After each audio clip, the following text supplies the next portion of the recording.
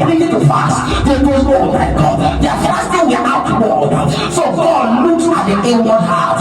Look at the heart. Tries your heart. Tries your heart. And that is what happens. That is what happens. That is what happens. He said in Isaiah chapter 58, verse 3, he said, wherefore we are fasted. Say ye, say they, and thou seest not. Wherefore have we afflicted ourselves, our soul, and thou takest no knowledge. We have afflicted ourselves, and you do not take knowledge. Why? Because God does not look at your outward appearance. He doesn't look at what you are doing. He looks at the state of your heart.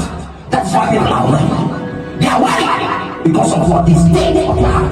Then they remember the final one, the final factor needed, the final factor that proves the anointing, the final factor that attracts the anointing is responsibility. Responsibility. Responsibility. In that first Samuel chapter number 16, first Samuel chapter number 16, chapter number 16, verse chapter number 16, chapter number 16, verse 10.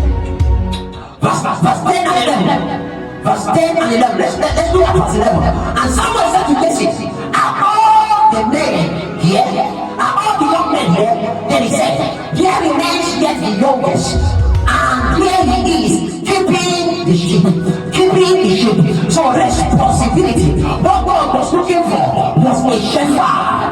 A shepherd. And at that point in time, it was David that fitted the description of God. That it was the responsibility that he was taking. At that point in time, he was the one that was accurate in responsibility. So responsibility is a very important, is an important factor that proves the anointing. That proves the anointing.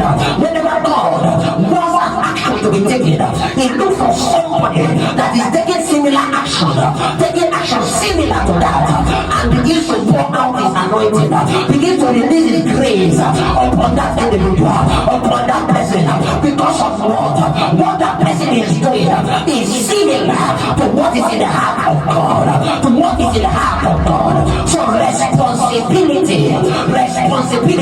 In Acts chapter 1 verse 8, the Bible says, but ye shall receive power after that the Spirit, after that the Holy Ghost is come upon you, and you shall take a place of responsibility. You shall be a witness unto me. And the anointing comes because of responsibility. The anointing comes to activate responsibility.